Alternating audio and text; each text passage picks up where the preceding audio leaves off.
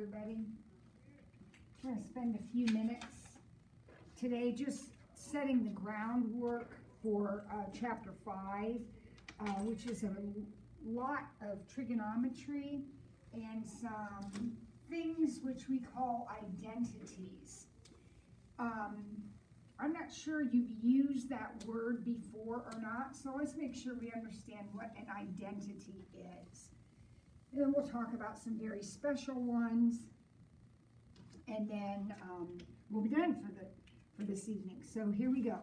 An identity is a type of equation that is true for all values of the variable. So we have equations like this. Now that equation is true if you let x equal 3. But this equation is true no matter what x equals. This is an identity. An identity is something that is true no matter what you let x be. Okay? So there are several groups of identities.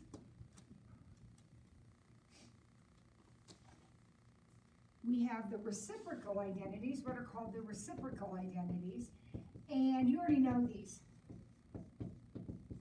This is no big deal. You already know this. You already know that cotangent equals 1 over tangent, and secant equals 1 over cosine,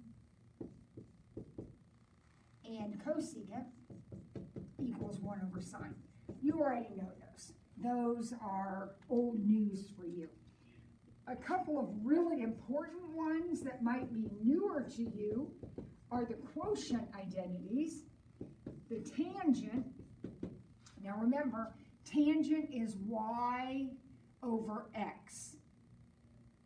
But sine is y over r, and cosine is x over r. So tangent is really just sine over cosine. Because sine is y over r, cosine is x over r. When you divide by a fraction, you multiply by the reciprocal. So tangent is y over x, sine over cosine. And then cotangent is, of course, cosine over sine. All right, so those are used actually a lot. They're really easy. And then probably the most important ones, honestly, for you as a pre-calculus student, as someone who's going to get ready to take some calculus, are what we call the Pythagorean identities. So let me draw my right triangle here. And I got it in a circle. So this is x, this is y, this is r, the radius of the circle. And no one will argue that x squared plus y squared equals r squared. That is the Pythagorean theorem. If I were to divide everything by r squared, then I would have an equation that said x over r,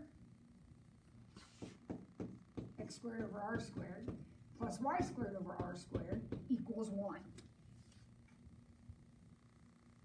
Which is exactly the same as x over r squared and y over r squared, which is cosine squared plus sine squared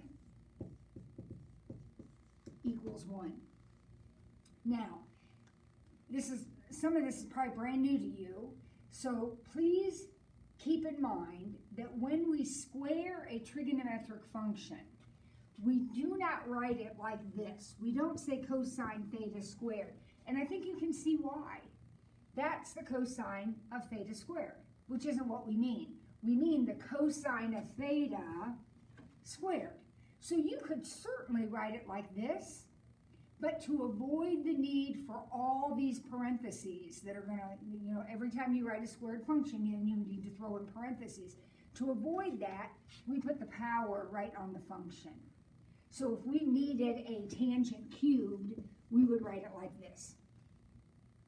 So that's the way we write powers of functions. But the point of all this is to show you that this is absolute, 100% fact, and that is an identity, and it is a really important identity.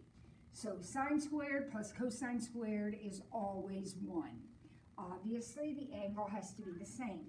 So you can't have the cosine squared of 15 and the sine squared of 20. That won't work.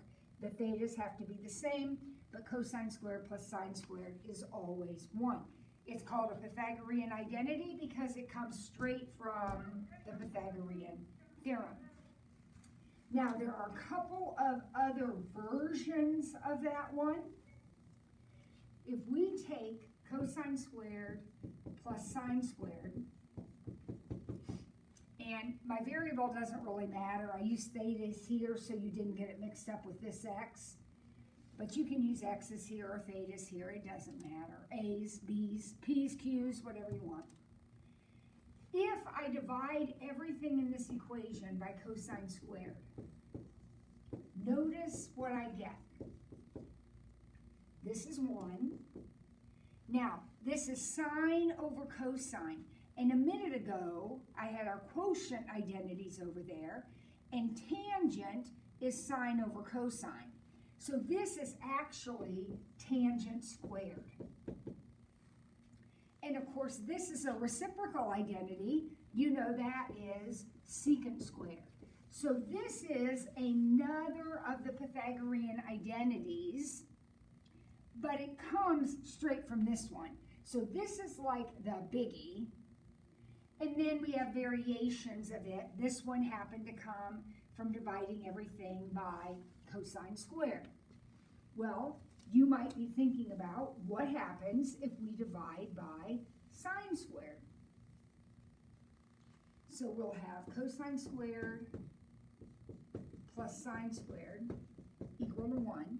What happens if I divide by sine squared?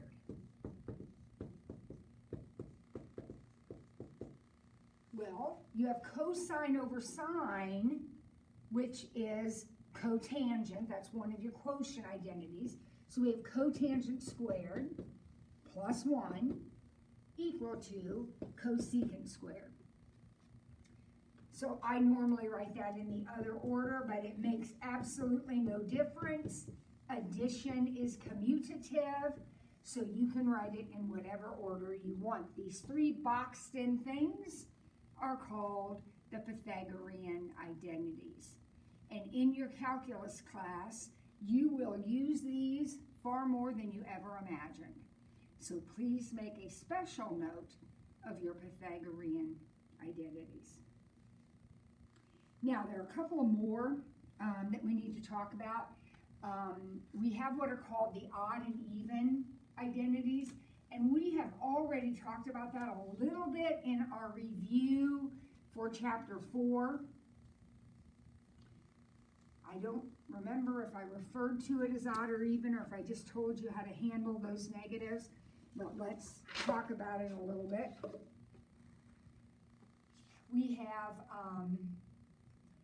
let's look at a function here. Let's say we have a function x squared. If you put in a 2, you get 4.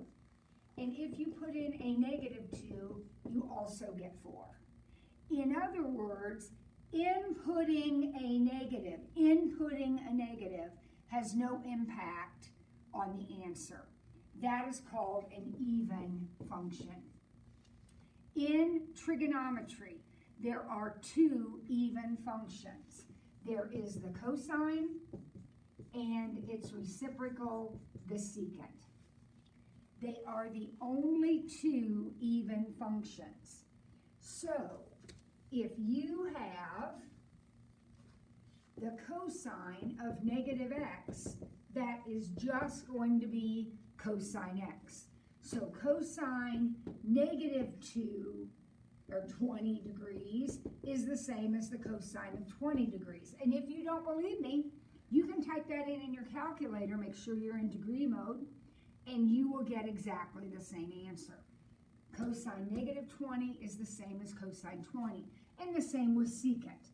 Secant negative x is the same as secant x.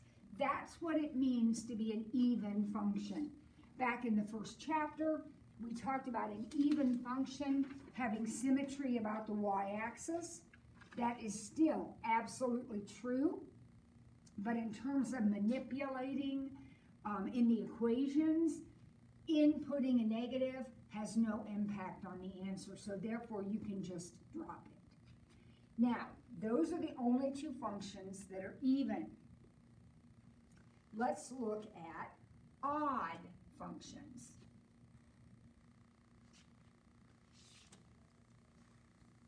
Odd functions are like f of x equals x cubed.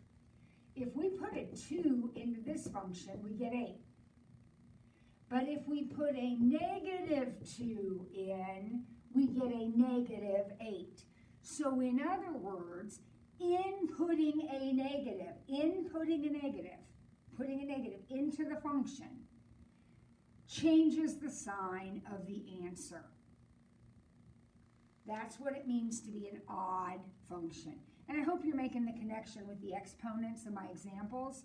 X squared was even, x cubed is odd. These are the only two even functions. All of the rest of them are odd. So that means that if I take the tangent of negative x, I get negative tangent x. If I take the sine of negative x, I get negative sine x. If I take the cotangent of negative x, I get negative cotangent x. And the cosecant of negative x is negative cosecant x. So you've got your cosine and your secant where the negative just goes away. All of the other functions, if you input a negative, you output a negative. Those are called your odd and even identities. Those are important. We don't quite use them as much as we use some of the other ones, but they're important to know. And finally, we have what are known as the cofunction identities. Now, something I want you to be very, very careful about is do not mix up the idea of the cofunctions with the idea of the reciprocals. They're two different things.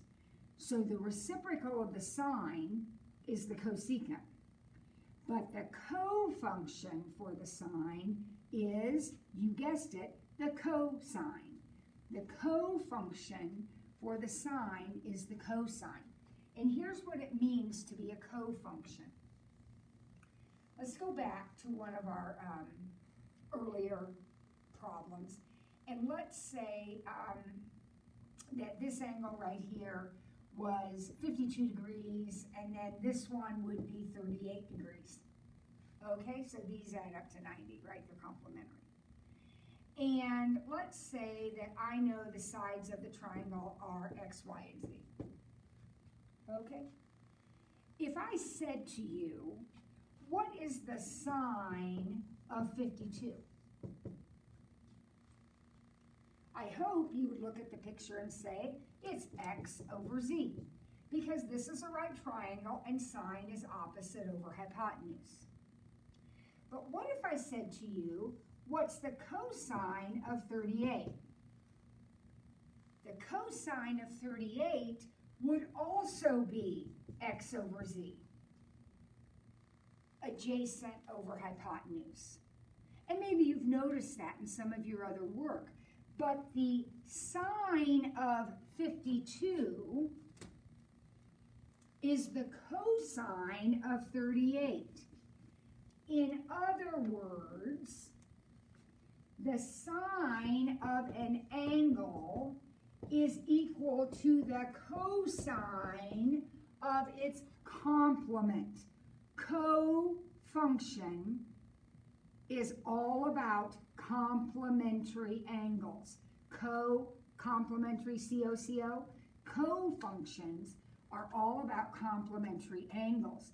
So the sine of an angle is the cosine of its complement. The sine of 52 is the cosine of 38. This relationship exists with all of the cofunctions.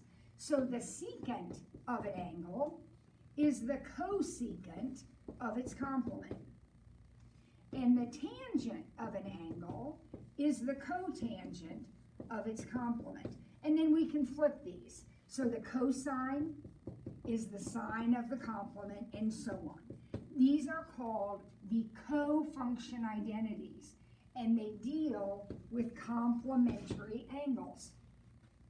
So when we talk about the cosine, what we mean is the function that has the same value as the sine of its complement. So those are the cofunctions. All right, so that's a brief explanation of the main identities that we're going to be working with in our upcoming lessons. So what I would like for you to do is begin memorizing, getting really comfortable, really familiar with these basic identities. There's a sheet in Schoology, and hopefully we've handed out a hard copy sheet to you. If we haven't yet, we certainly will soon. Be sure that you get real comfortable with these, because in our next lesson, we're going to be doing problems with all of these identities. So, thanks.